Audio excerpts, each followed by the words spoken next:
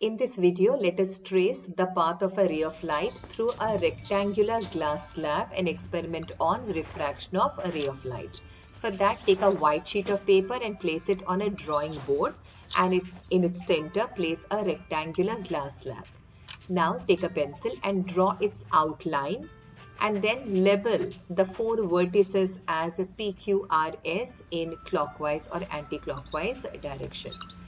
The side PS is going to be the incident surface, so draw a normal towards the left end of the surface PS and take a protractor and mark a point and draw the incident ray such that the angle of incidence lies between 30 degrees to 60 degrees.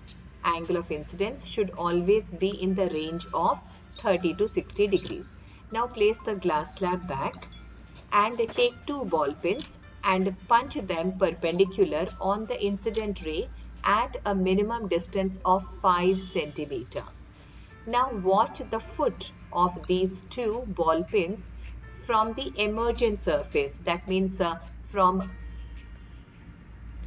QR surface with one eye closed, and now put the third and fourth ball pin in a straight line with the first two, later next three ball pins.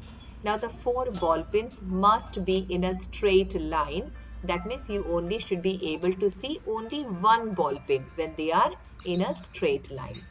Now remove the glass slab from the paper and take a pencil and mark the points where you punched the third and fourth ball pin and connect those two dots to the emergent surface QR. Join the refracted light ray and draw the normal to the second point of incidence. Now you can see angle of incidence, angle of refraction. Let's measure the angle of refraction. It is 19 degrees. You will observe that angle of incidence and angle of refraction are not same, and they should not be same also. Let's tabulate our first observation. Angle of refraction is 19 degrees. Correct. Now let's measure the angle of emergence. Always remember, angle of incidence and angle of emergence will be same in case of refraction through a rectangular glass slab. Now let's check. Angle of incidence was 30. Angle of emergence is also going to be 30. This indicates that the incident ray and emergent ray are parallel lines. When you produce the incident ray forward, you will see that it is parallel to the emergent ray, and the perpendicular distance between the produced incident ray and the emergent ray is called lateral displacement. Now, in the range of 30 degrees to 60 degrees, you can perform some 3 to 4 experiments, or you can take 3 to 4 readings following the same technique, and you will observe that angle of incidence and angle of refraction will not be same, but angle of incidence and angle of emergence, they will be near numbers. That means they can be same or they can be 1 degree either sides. Like first reading was angle of incidence 30, angle of emergence also 30. Now let's see the second reading when we are taking angle of incidence and angle of emergence, will they be same or not? For that, very carefully you have to put the third and fourth ball pin to come in a straight line when we see it through the glass slab.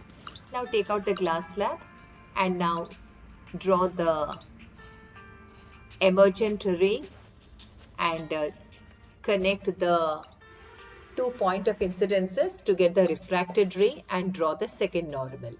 And start measuring the angle of incidence, angle of refraction and angle of emergence and tabulate the data.